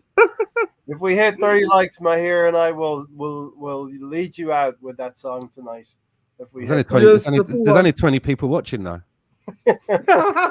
Let them enjoy. Go Let out, the fans create enjoy. another account, come back I'm in. sure they have multiple accounts, Stan. I like it. All right, I'm gonna go. Odegaard had a great game, but you said Saliba, Mahir, did you? I said Saliba. I was gonna go Odegaard, and give him the famous name that I love giving him. I will. But anyway, I will give a second vote for William Saliba. Yeah. Stan, who have you got? I think we have to give it to Eddie. Eddie wow. Nketiah. Okay, all No, right. I'm joking. Okay, all right. I'm I joking. disagree there. No, I think Martin Odegaard. Odegaard. Okay. Yeah, Odegaard. He played well. Don't want Yeah. Odegaard. And he drove us forward. He drove the team forward, getting that equalizing goal. And best signing in the window, Lissandra Martinez. good footwork on that goal as well, wasn't it? The tight Yeah. footwork in that short, small space, and the step over to put the defender wrong, and then a great shot to put it in the back of the net. And Bernd Composure. Leno, It takes a lot of composure to do that. Bernd Leno had been shot-stopping Arsenal shots all evening, all day long. And we needed a corner like that to win the game with Gabriel Jesus. So 2 for Saliba, 1 for Odegaard, and many nods for Odegaard, Tony. Who have you got? Who's your Oh, man? it's gotta be 2-2, and since I'm a dictator, Odegaard wins. Don Juan of the week. Odegaard wins. And Don Juan actually said it in the and Noe said it as well. So Odegaard, man in the match. And listen, 4 wins in a row. There's no other team. Every other team is behind us. City are 2 points behind us. A couple other teams are behind us as well. And we have to keep going. Go to the next game, Aston Villa, and hopefully we can. We talked a little bit about the Aston Villa game. Hopefully we rotate in that game and can get another 3 points because it's going to be important. To do that. So the next month, Hmm? the next month or so, what we have, because we're gonna have these 2 games a week. We're gonna see what Arteta does on rotation. Keyword rotation, if he does that. Yeah. But that's be kind of show what we're gonna have this season, seeing how he'll rotate, seeing how the players adapt to rotating, not being them starting, coming off the bench, and all that stuff. But That's a be the key to our season. So here we go. Another key to the season, Stan, will be going to United and winning. The assembled will sit up and take notice if Arsenal be United. The key thing is going to be how long our injured players are out. We'll find out when the transfer window closes. So can we grab a few more supporters that can jump on the bandwagon and start to believe a bit more, Stan? Why not? I mean, I don't understand how you cannot be happy right now with what you're seeing from the team compared to what you've seen from the last couple of seasons or the last 3 seasons, right? 2 8th finishes and then just missing out by a hair's breadth to get into the Champions League. How can you be not happy? What more do you want? Are you not entertained? As Seamus would say. You're not entertained? I mean, what else can we do? You know, we could be sat here again in a week's time talking about our 5th win. Sure. Well, actually, no, we could be sat here talking about our 6th win. Yeah. Who knows? Yeah. I just say, why not enjoy it while you can? Yeah, absolutely. Because when things go bad, everyone gets miserable and hear about it. Yeah, why can't we enjoy being having a cracking start to the beginning of the season? Yeah. Tony, you and I are stuck in the mud at the moment about Arteta. We're like stuck in some quicksand.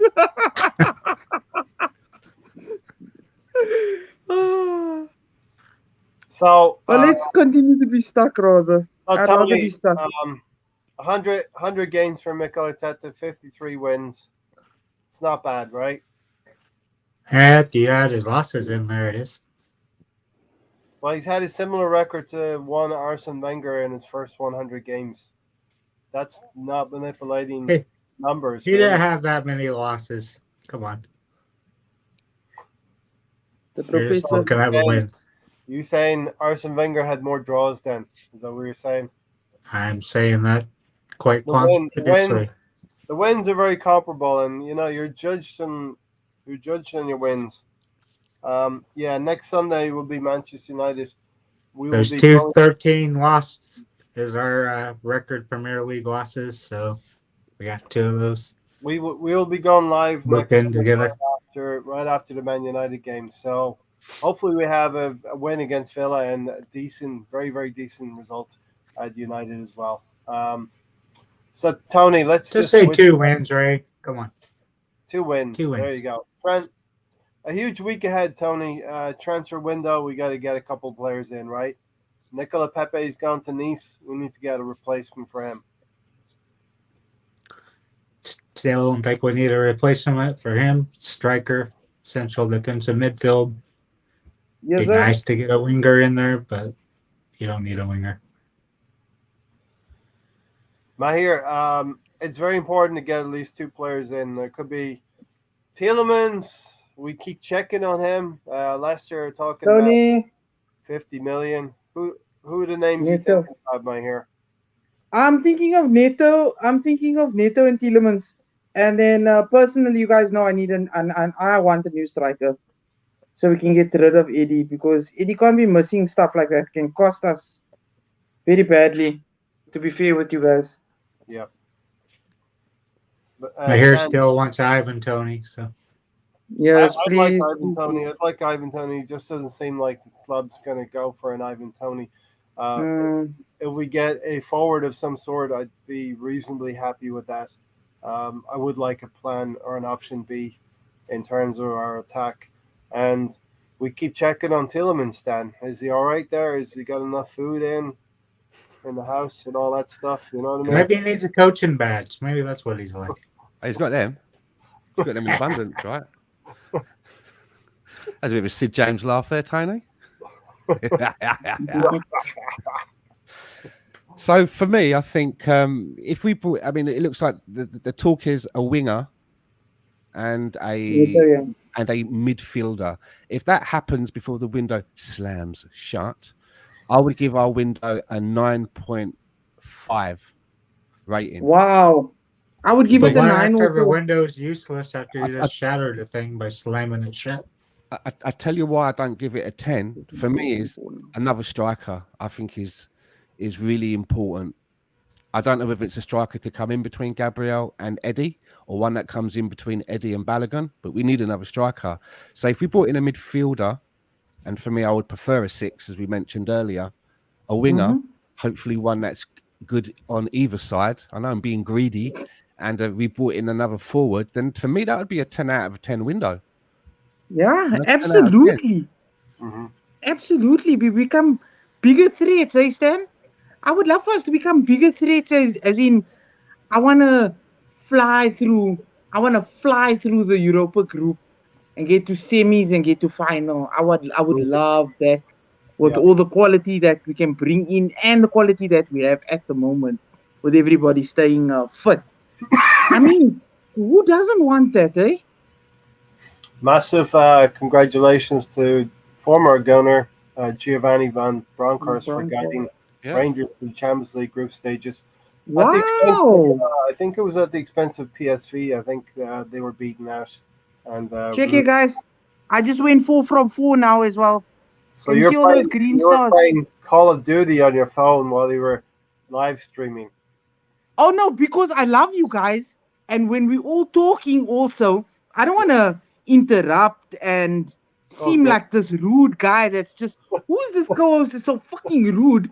Every time I'm trying to talk, he's just jumping in and getting excited. And there's probably a NASCAR race on somewhere that Alonso's watching, you know.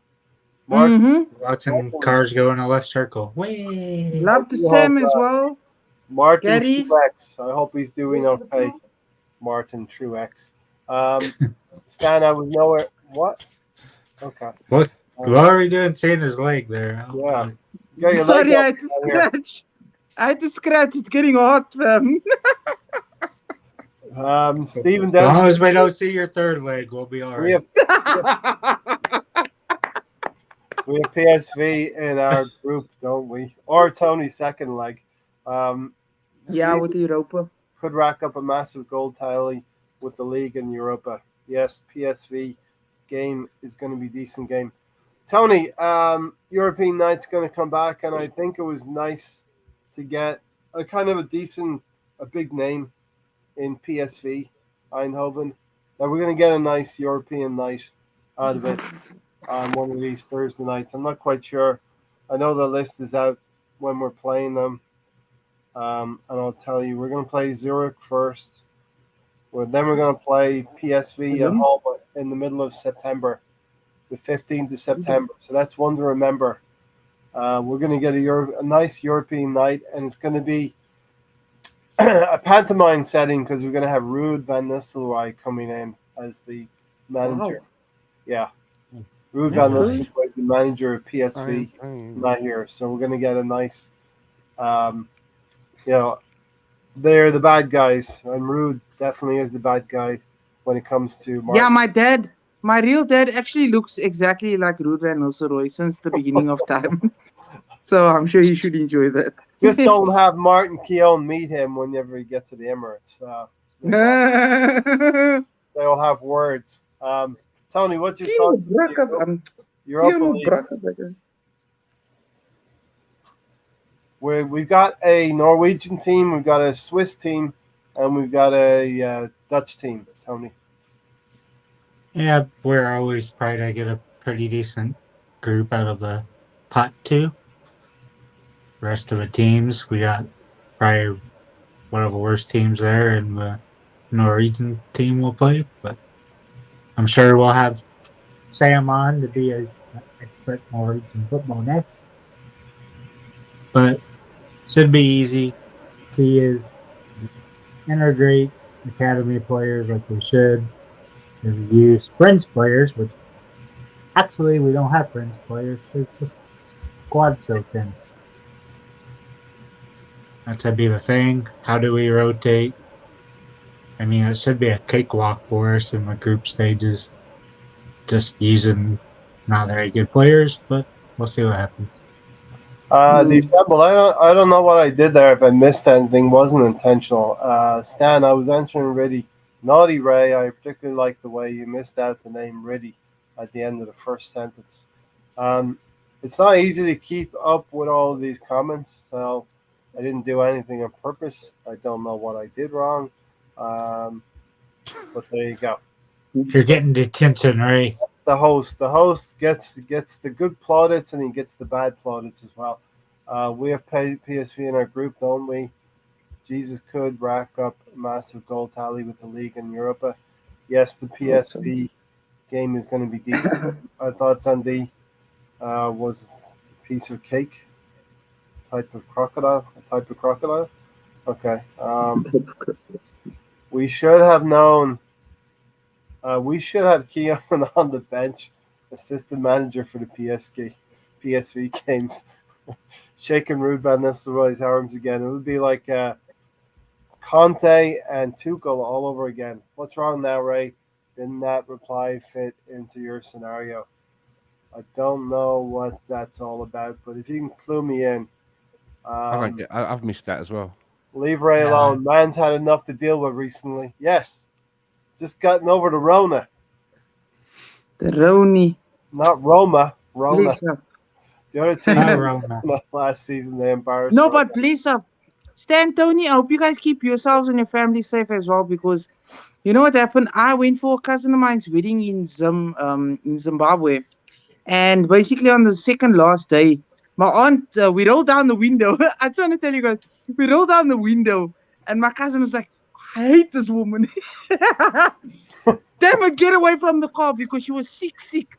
And then I also spent 2 days 2 weeks actually in bed, like completely incapacitated. I told Ray as well.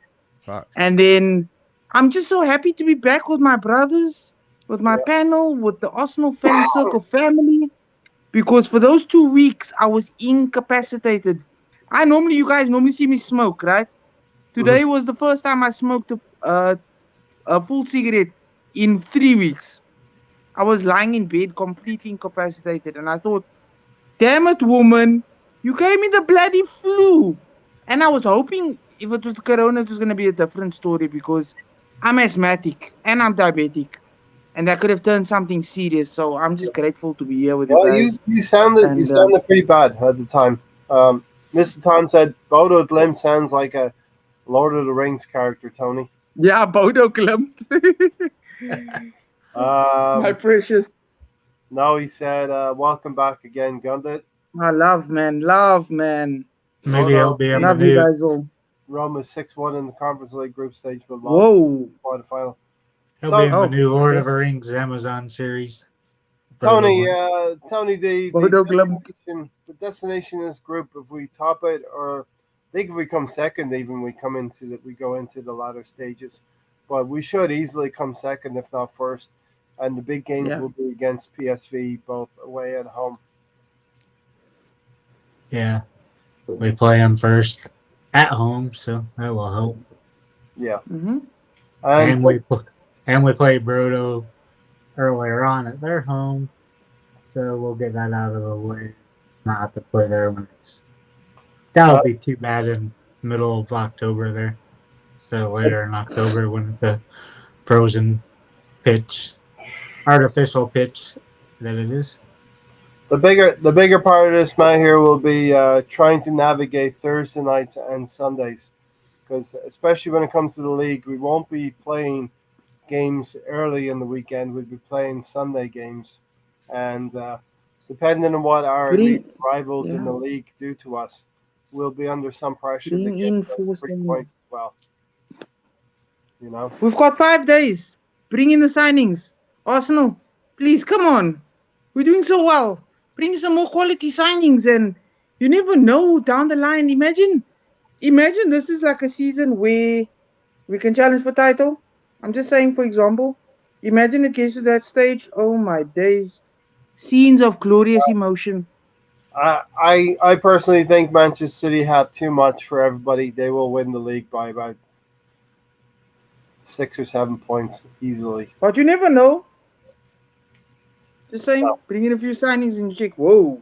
Yeah, listen, we have to go get a couple players, Tony, because we've mentioned some areas in the team where we have a injury. You know, like Gabriel Jesus, a Partey, or a Saliba, one of those type of players. We're going to be struggling, right? We really need at least 3, but we'll be lucky if we get 2. Hopefully we get 2. Hopefully we get 2. Wonderful. Any final thoughts, Dan? We'll get out of here in a few minutes. No, just I'm looking forward to the next week. We've got 2 games coming up. From Wednesday, before you know it, the next game will be upon us. So I'm looking forward to it.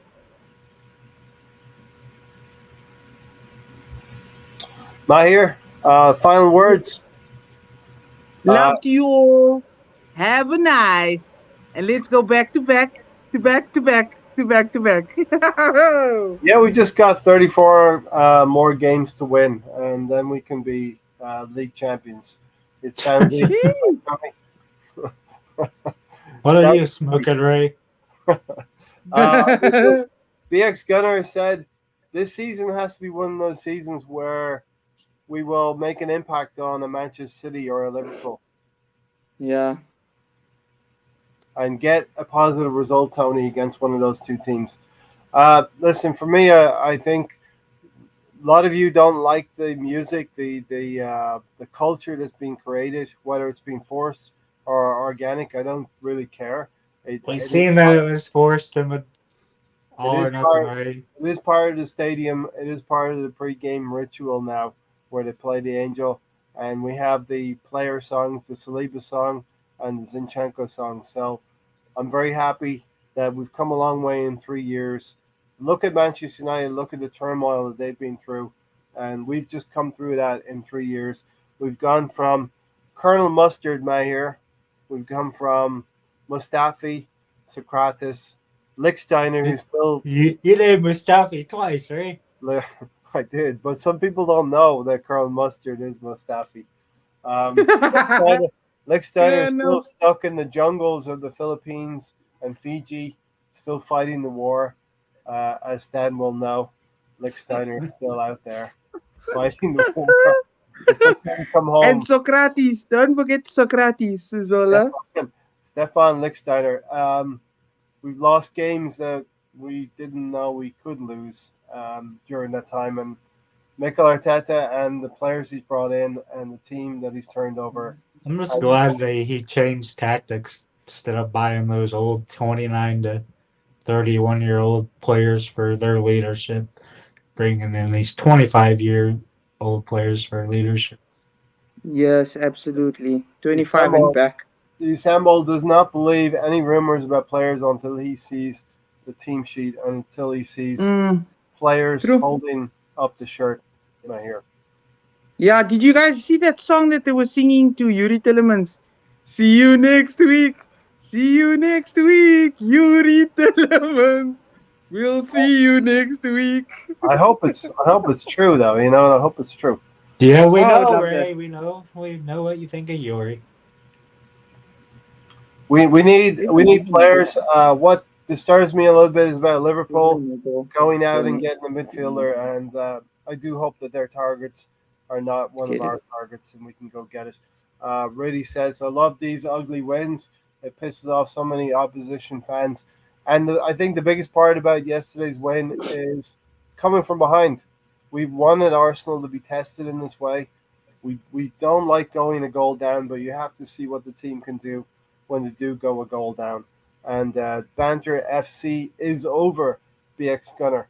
Listen, we're going to get out of here. I want to thank Stan for joining me tonight. Thanks for having me. Thank you, Stan. Afternoon. Tony, great to see you dropping in. Yep. Looking angelic, all white and stuff, like you've never said a bad word in your life. I haven't, Ray.